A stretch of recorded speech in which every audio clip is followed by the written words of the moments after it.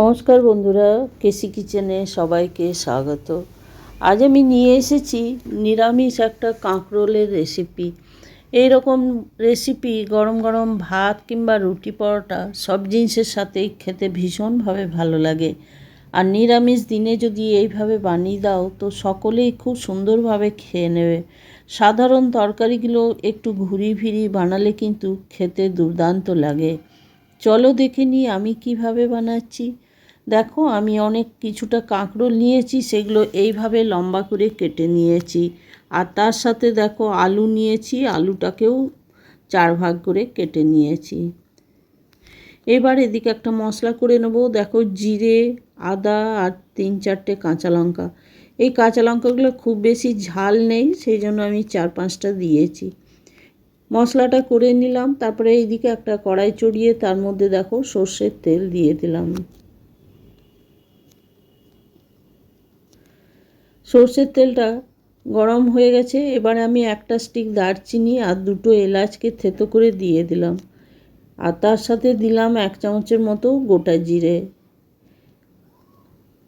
একটা তেজপাতাকে 2 টুকরো করে দিয়ে দিলাম। মশলাটাকে বেশ ভালো করে কয়েক সেকেন্ডের জন্য ভেজে নেব তেলের মধ্যে। মশলাটা দেখো আমার ভাজা হয়ে গেছে। এরপরে আমি ওইদিকে যে মশলাটা পেস্ট করে রেখেছি সেই মশলাটা আমি ধীরে ধীরে দেবো, কেন কি এটার মধ্যে আমি জল দিয়ে পেস্ট করেছি, সেই জন্য জলটা একটু বেশি হয়ে গেছে। যার জন্য আমি আস্তে আস্তে সমস্ত মশলাটা দিয়ে দিচ্ছি আর সমানে কিন্তু নেড়ে যাচ্ছি।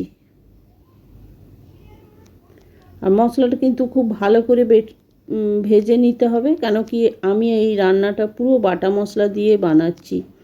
বাটা মশলা দিয়ে করলে কিন্তু নিরামিষ তরকারি খেতে ভীষণ ভালো হয়, টেস্ট ভীষণ ভালো হয়। দেখো, পুরো মশলাটাকে আমি ভালো করে ভেজে নিচ্ছি প্রথমে। আমার রেসিপি যদি তোমাদের ভালো লেগে থাকে তো লাইক, শেয়ার ও কমেন্ট অতি অবশ্যই করে দিও। নতুন বন্ধু তোমাদের সকলকে সাবস্ক্রাইব করার অনুরোধ রইল। দেখো, সমস্ত মশলাটা আমি কষে নিচ্ছি। কষতে কষতে দেখো ওর মধ্যে পরিমাণ মতো নুন দিয়ে দিলাম আর 1 চামচের মতো হলুদ দিয়ে দিলাম।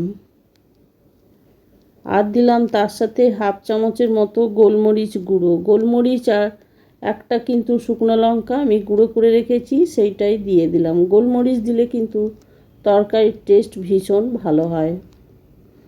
সমস্ত মশলাটা দিয়ে বেশ কিছুক্ষণ সময় নিয়ে কিন্তু এটাকে আমি সমানে কষিয়ে যাব।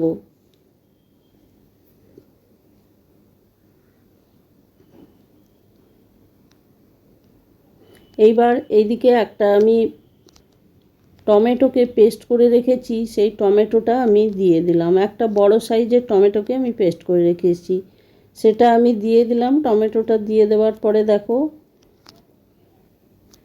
আমি জারটা ধুয়ে একটুখানি জলও দিয়ে দিলাম। এইবার সমস্ত মশলাটাকে আমি সমানে কিন্তু এটাকে কষিয়ে যাব।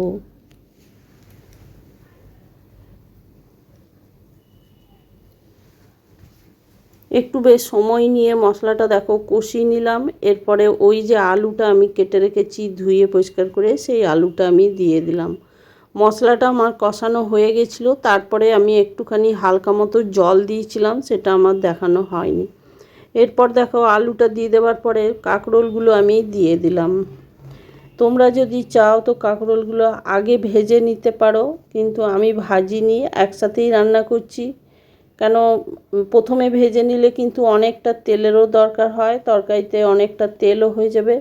সেই জন্য আমি একবারই রান্না করছি। এভাবে বানালেও কিন্তু বানিয়ে দেখবে, খেতে ভীষণভাবে ভালো লাগে আর এটা কম তেলেও হয়ে যায়। কাঁকরোলগুলো দিয়ে দেওয়ার পরে বেশ কিছুক্ষণ সময় নিয়ে এটাকেও কষিয়ে নেব, আলু আর কাঁকরোলটা।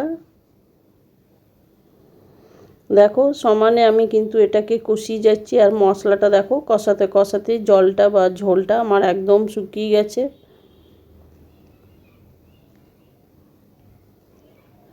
তোমরা তো অনেকে অনেক রকমভাবে নিরামিষ দিনে বানিয়ে থাকো, এইভাবে একদিন বানিয়ে দেখো, খেতে ভীষণ ভালো লাগবে। এরপরে দেখো কষানো হয়ে যাবার পর আমি এর মধ্যে হালকা গরম জল দিয়ে দিলাম। গরম জল দিয়ে দিলে কি হয়, তরকারির টেস্ট ভীষণ ভালো হয়। এরপরে আমি 1 চামচের মতো চিনি দিয়ে দিলাম। নিরামিষ তরকারিতে চিনি বা মিষ্টি দিলে কিন্তু তরকারির টেস্টের ব্যালেন্সটা ভীষণ ভালো হয়।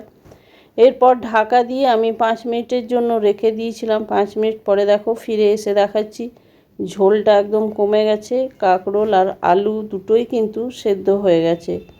এরপরে আমি 2টো কাঁচা লঙ্কা ওপর থেকে চিড়ে দিয়ে দিলাম। যে কোনো তরকারিতে কিন্তু কাঁচা লঙ্কা নামানোর ঠিক আগে দিলে কিন্তু তার টেস্ট ভীষণ ভালো হয়। আর তার সাথে দিলাম আমি 1 চামচের মতো ঘি। ঠিক নামানোর আগে আমি 1 চামচের মতো ঘিটা দিয়ে দিলাম, তাহলে কিন্তু তরকারিটার টেস্ট আরও ভালো হয়ে যাবে।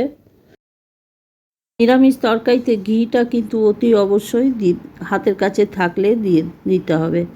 এরপরে দেখো খুন্তি দিয়ে আমি আলুগুলোকে ভালো করে ম্যাশ করে দিচ্ছি, তাহলে কিন্তু তরকারিটা একটু বেশ মাখো মাখো হবে আর খেতেও ভালো লাগবে আর তরকারিটা দিতেও বেশ ভালো সুবিধা হয়। আর এরকম তরকারি একটু বেশ মাখো মাখো হলে গরম গরম ভাতের সাথে একদম ভালো লাগে খেতে, বা রুটি পরোটার সাথেও। এরপরে দেখো আমার হয়ে গেছে তরকারিটা। আমি গ্যাসটা বন্ধ করে দিয়ে ঢাকা দিয়ে বেশ কিছুক্ষণ রেখে দিলাম। এরপরে ঢাকা খুলে আমি দেখাচ্ছি, দেখো কত সুন্দর আর কত লোভনীয় হয়েছে। এরকমভাবেও সাধারণ তরকারি একটু ঘুরি ফিরি বানালে কিন্তু খেতে দুর্দান্ত লাগে। তোমরা সকলে ভালো থেকো, সুস্থ থেকো। ফিরে আসছি পরের রেসিপি নিয়ে। ধন্যবাদ।